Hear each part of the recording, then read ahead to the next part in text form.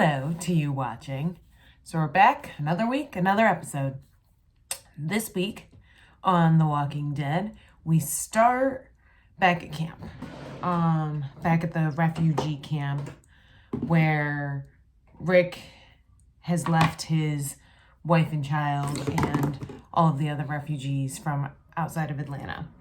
And you're not in camp at first, you're on the quarry pond, the water that filled into the quarry, and you see the two sisters fishing.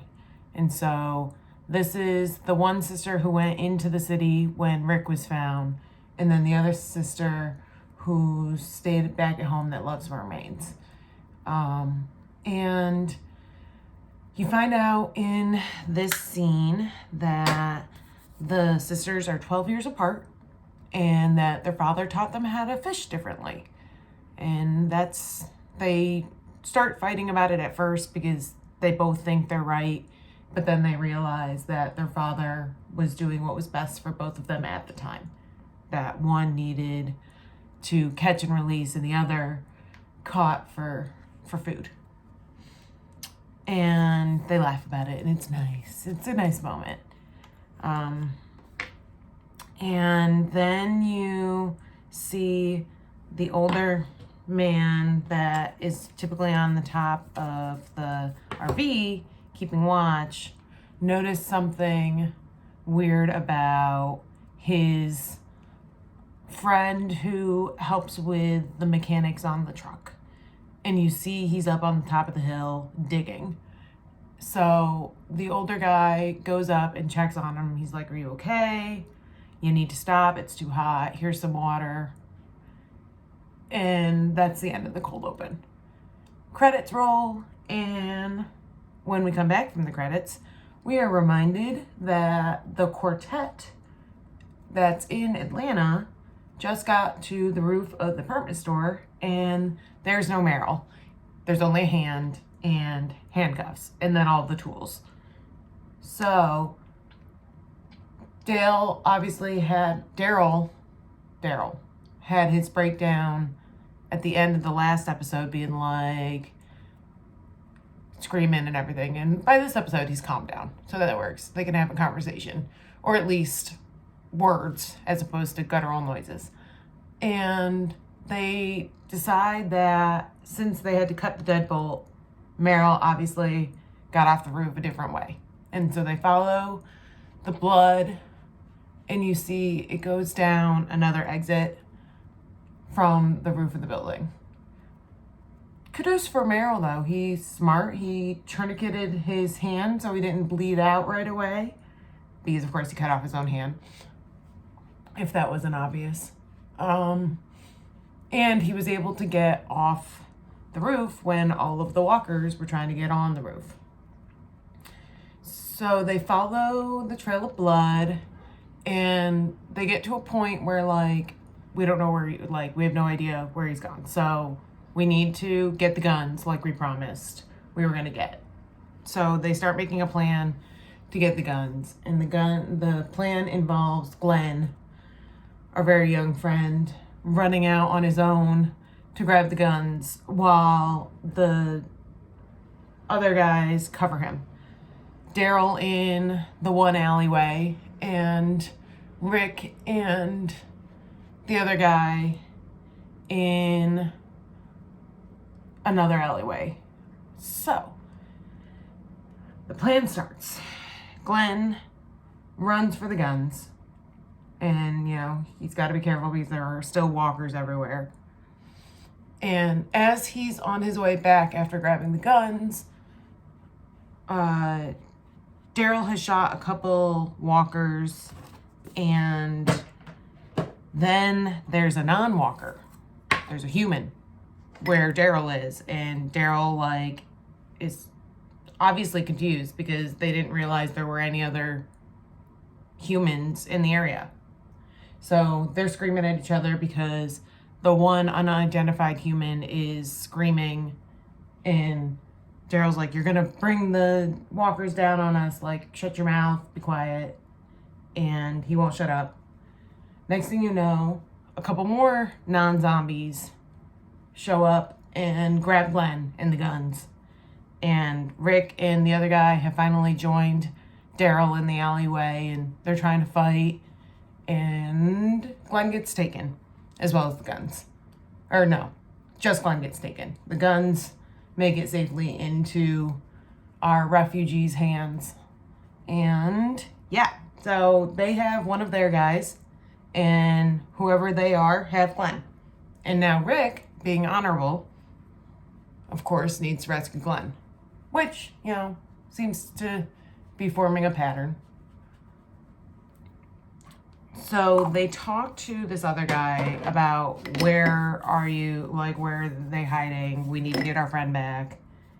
So they go to where these other refugees are hiding in the city of Atlanta. And you find that it's led by this big tough guy, Guillermo, I think is his name, if I remember correctly. And he's like, we want our guy back and the guns because finders keepers. And Rick's trying to level with him, being like, nope, the guns were mine to begin with. Once mine, always mine, kind of stuff. And we'll just even trade one man for one man. You give us Glenn, we'll give you this youngin'.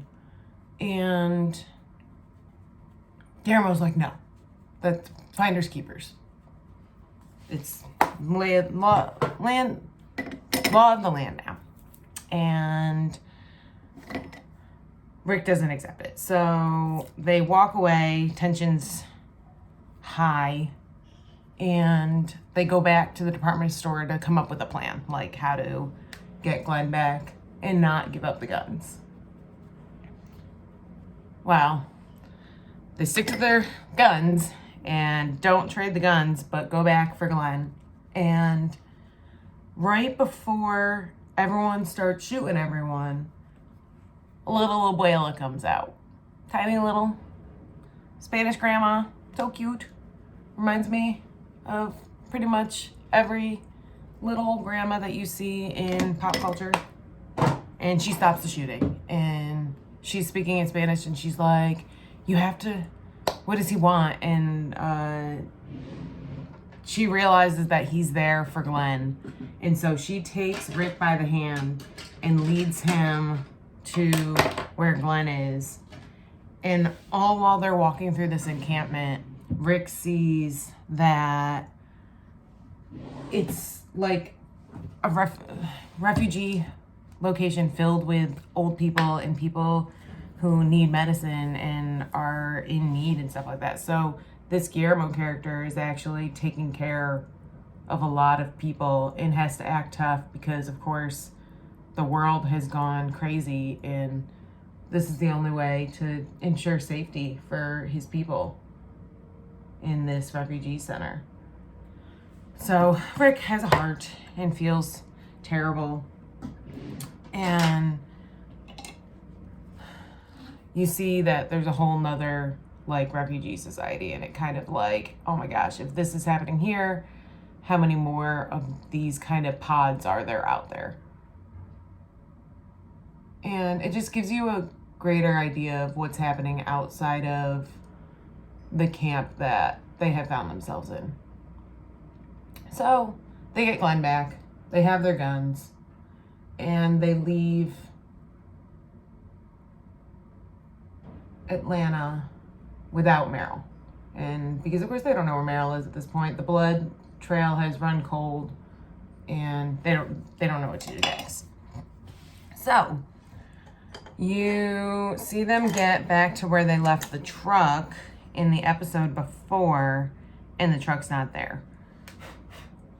And they're like, who would take a truck?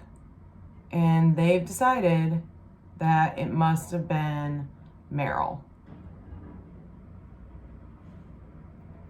Meryl must have been able to get away from the walkers and find himself, I don't want to use that brush, safely out of Atlanta. And so they're like, well, there's no other way back. guess we better start walking. And so they start walking back to the camp.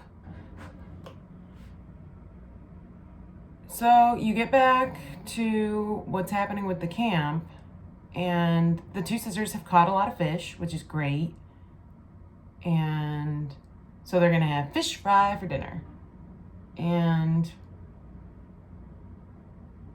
sorry, this is like taking more energy than I thought it would take.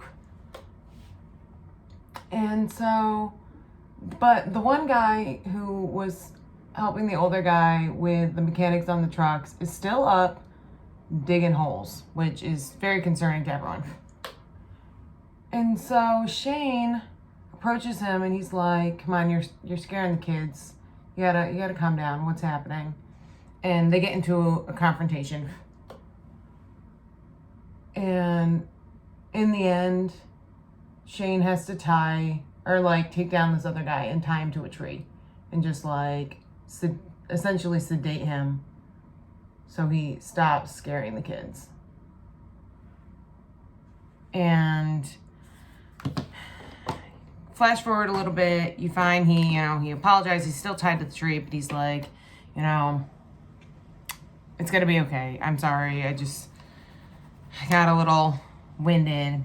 And he was talking about having a dream where Rick was gonna be okay and he was gonna come back to Carl. And so he's like, it'll be okay. And so they're sitting around having a good dinner, and the one younger sister, stands up after they're having a grand old time, and the sister's like, "Where are you going?" She's like, "The bathroom, jeez." And as she's coming back from the bathroom, you find that they're under siege by the walkers. And people get bit. I think I ended up counting like 5 people get bit.